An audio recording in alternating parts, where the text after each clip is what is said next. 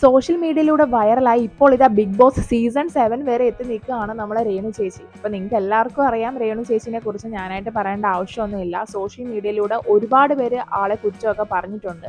എന്നിരുന്നാലും അതൊന്നും വക വെക്കാതെ ഇപ്പോൾ ഇത്രയും എഫേർട്ട് എടുത്ത് ഇവിടം വരെ നിൽക്കണമെങ്കിൽ അത് ശരിക്കും കഴിവ് തന്നെയാണ്.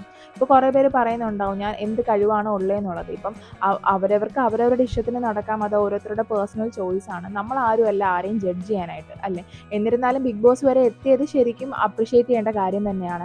അപ്പോൾ ആളുടെ റാപ്പിഡ് റിവ്യൂല് നിങ്ങൾ എല്ലാവരും കണ്ടിട്ടുണ്ടാവും. എന്നാലും സിഗ്നേച്ചർ ഡയലോഗ് എന്താണെന്ന് ചോദിച്ച സമയത്ത് നമ്മുടെ രേണു ചേച്ചി പറഞ്ഞത് എന്താണെന്ന് നമുക്ക് നോക്കാം. രേണു സുധി ഫ്ലവർ അല്ലടാ, ഫയർ ആടാ, താഴില്ലടാ.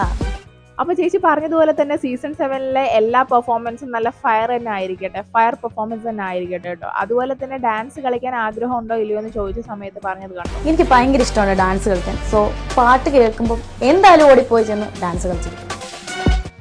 സോഷ്യൽ മീഡിയയിലൂടെ രേണു ചേച്ചി ഡാൻസ് കളിക്കുന്ന പല വീഡിയോസ് നമ്മൾ കണ്ടിട്ടുണ്ട്. അപ്പോൾ അതിനെയൊക്കെ കാട്ടി നല്ല അടിപൊളിയായിട്ട് മികച്ച രീതിയിൽ തന്നെ ഡാൻസ് ഒക്കെ കളിക്കാനായിട്ട് സാധിക്കട്ടെ. അപ്പോൾ രേണു ചേച്ചിനെ കുറിച്ചിട്ട് നിങ്ങളുടെ അഭിപ്രായം എന്താണെന്നുള്ളത് കമൻറ്റ് ചെയ്യട്ടോ. ആൾ എന്തായാലും ബിഗ് ബോസ് സീസൺ 7 വന്നതിനെ കുറിച്ച് നിങ്ങൾക്ക് എന്താണ് പറയാനുള്ളതെന്ന് പറയൂ.